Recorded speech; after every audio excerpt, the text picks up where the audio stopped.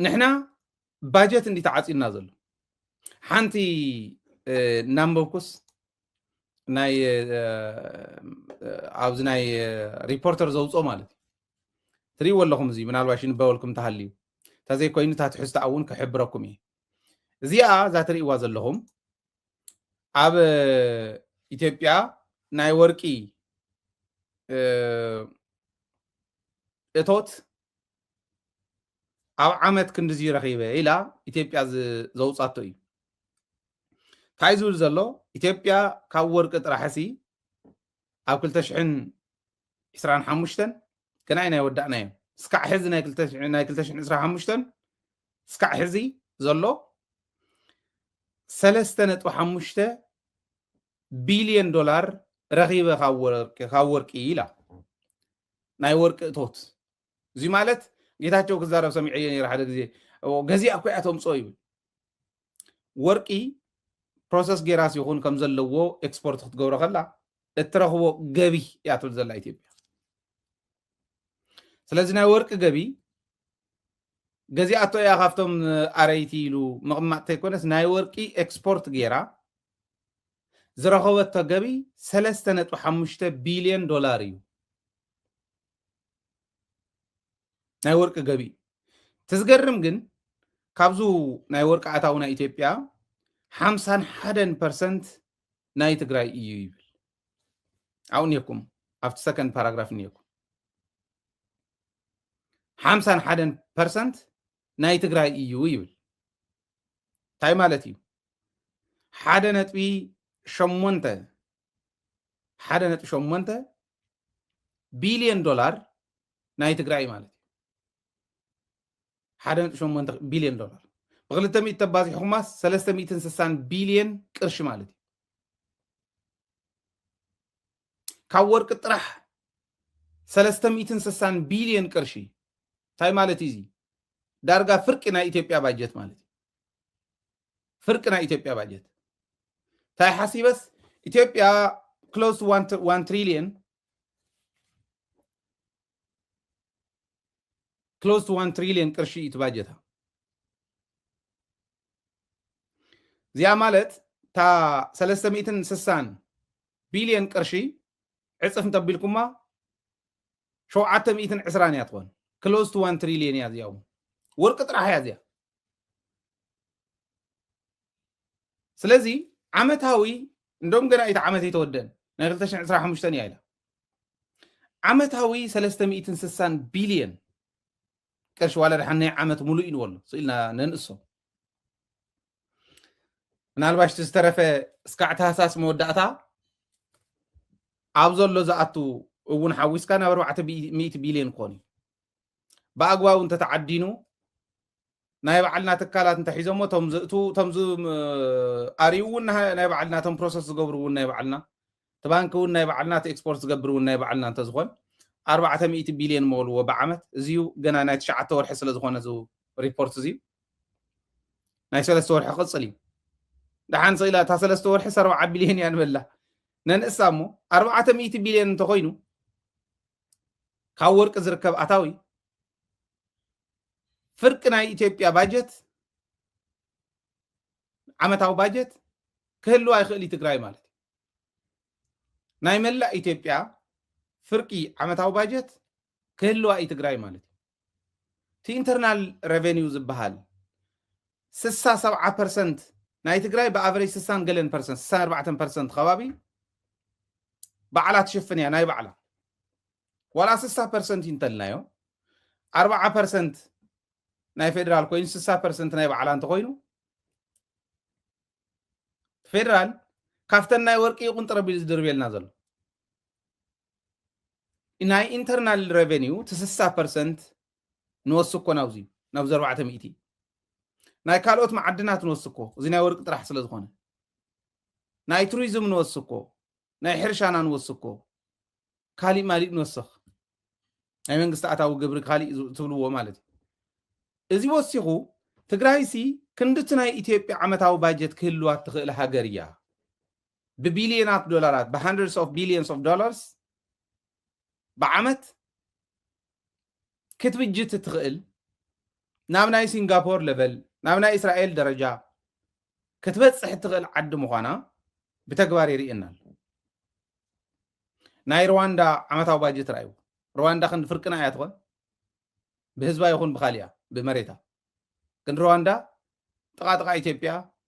ندوم كمنا إثيوبيا لعلي تاي تقاطقا زخونه باجت الله مستوى عالي دلي حزن حنا تن باجت تن 4.2 بليون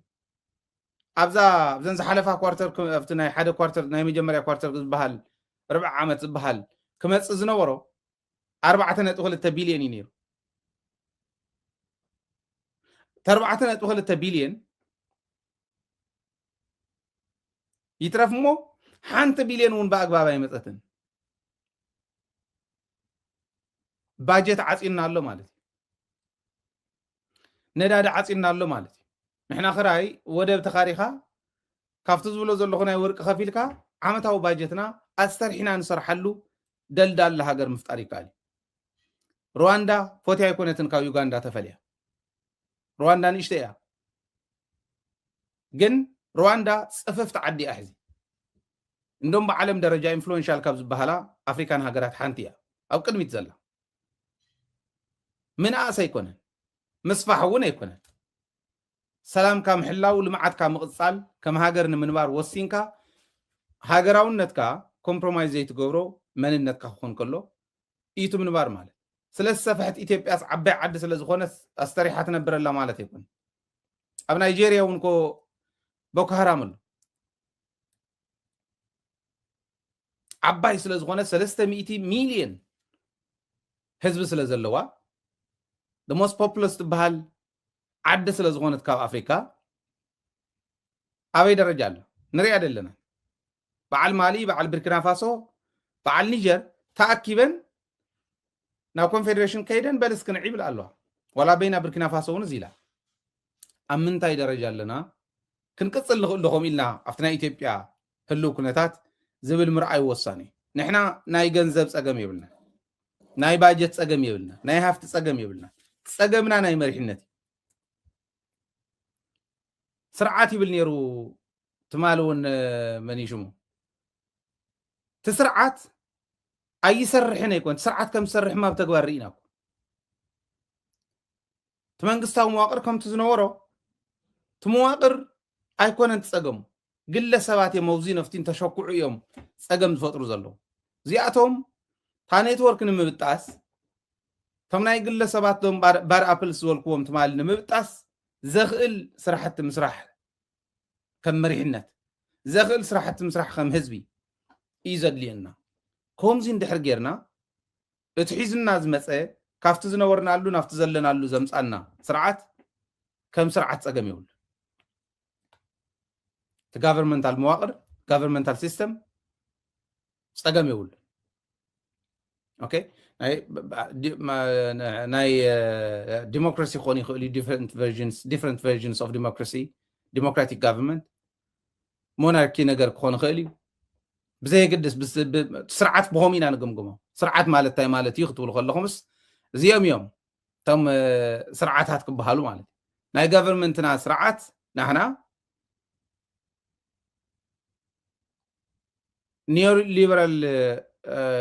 neoliberalism تقومو ناي liberal democracy تقومو social democracy تقومو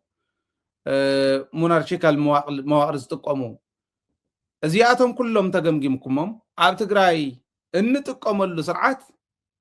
እስካዕ ሕዚ ዘምፃና ስርዓት ከም ስርዓት ጸገም ይውል ተወያናይ ዲሞክራሲ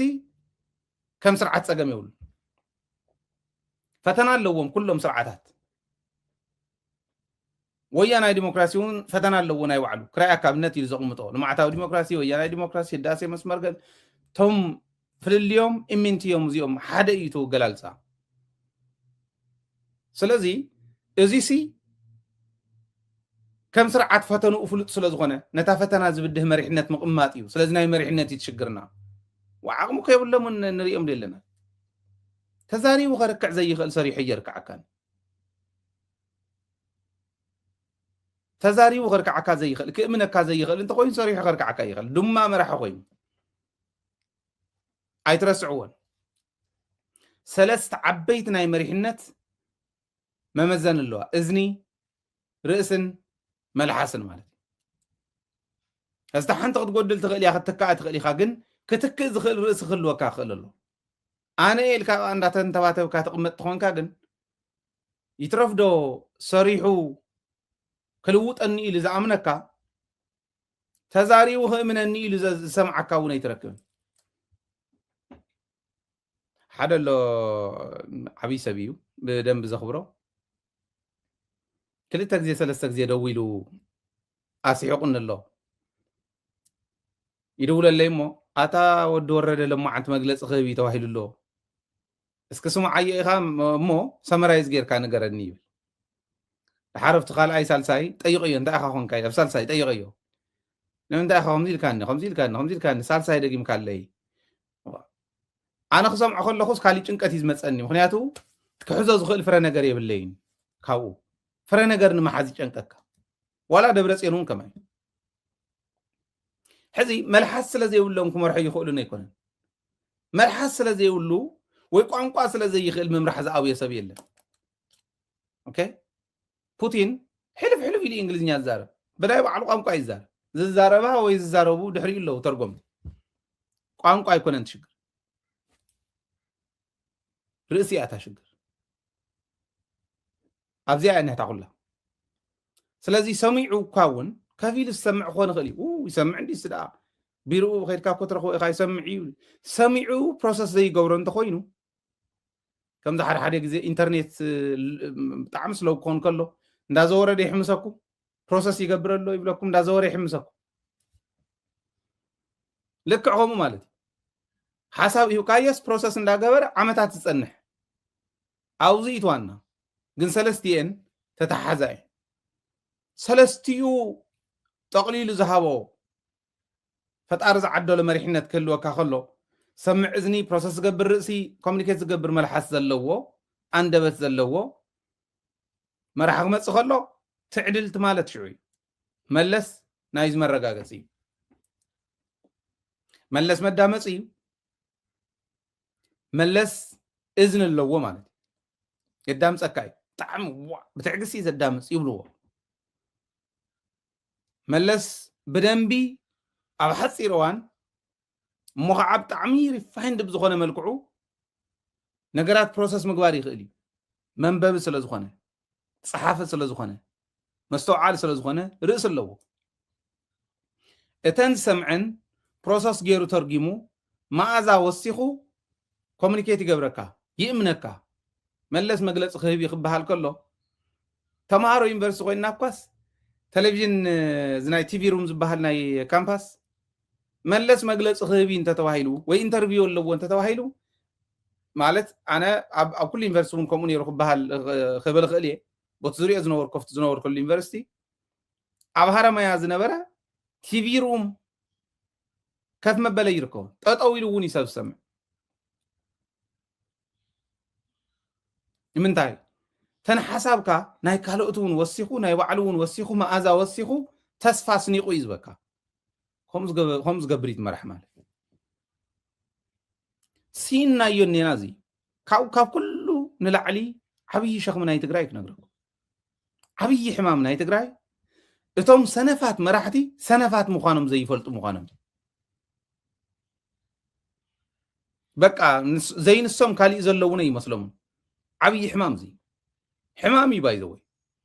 ሰነፍ እናሃለኻስ ዝፈለጥካ ዝመስለካ እንተኮይኑ ካብኡ ላዕሊ ሕማም የለ እዚዩ ዝቕረፍ ትክክለኛ ሚዛን ቅንዕናን ዓቕምን ኩሉ ግዜ ከምዚኣ ገይረ ዘርእየኩም መራሒ ክምዘን ከሎ ብቅንዕናን ዓቕምን ክምዘን ክኽእል ኣሎ መራሒ ዝምዘን ካብታ ታሕቲ ካብ ናይ መረፃ ተወከልቲ ናይ ምርጫ ናይ መረፃ ተወከልቲ ተባሂሎም ኣብ መረፃ ጣብያታት ዝወዳደሩ እከለ ኢልኩም ትመርፅዎም ናይ ጣብያ ይኹን ናይ ወረዳ ይኹን ቤት ምኽሪ ካብኡ እዩ ዝጅምር ብጣዕሚ ሓዊ ዝኾኑ ቤት ምኽሪ እንተተመሪፆም ኣባላት ቤት ምኽሪ እንተሃልዮም ሰንፈላል ዝኾነ ስራሕ ፈፃመ እየሉ ተሓታትነቱ ንቤት ምኽሪ ስለ ዝኾነ ነፈዙ እንተሃሊ መንጨብጨቢ ከምቲ ናይ ኢትዮጵያ ራእይዎ ገና እንተይተዛረብካ ይንጭብጭብ ከምኡ እንተኮይኑ ግን ሓደ ተራ መፂ ክቕልደልካ ክፃወተልካ ይኽእል እዩ ደድሕር ግለሰባት እውን ስለተንጨብጭቡ እዩ ፀገም ንፃድቃን ሕዚ ዋላ ሓንቲ ኢድ ተንጨብጭበሉ ከምዚኣ ገይራ ድምፂ ተስማዓሉ ክትርከብ ኣይነበራን ናይ ሕመቕ ምልክት እዩ ፃድቃን ማለት ናይ ፀረ ህዝቢ ናይ ፀረ ዲሞክራሲ ምልክት እዩ ፃድቃን ማለት ቤት ምክሪ ዘፍርስ መንግስቲ ዘፍርስ ንስልጣን ኢሉ ዓዲ ዝሸይጥ ዓመፅ ዝሰብኽ መፈንቅለ መንግስቲ ዝሰብኽ መፈንቅለ መንግስቲ ዝምኩር ሰብ ዘርሽን ገንዘብ እንዳሃበ ዓዲ ትተሓመስ ስልጣን ቴክ ኦቨር ንግበር ዝብል ቃል ብቃሉ ብድምፁ ዘስማዓኹም እዩ ክንዱእ ዝኣክል ዝወደቁ ሰባት እናንጨብጨብናሎም እንተኸድና ተዘይበደሉና እዩ ዝገርም ስለዚ ኣስተውዒልና ክንከድ ክንክእል ኣለና ዝብል ንውሰድ ማለት እየ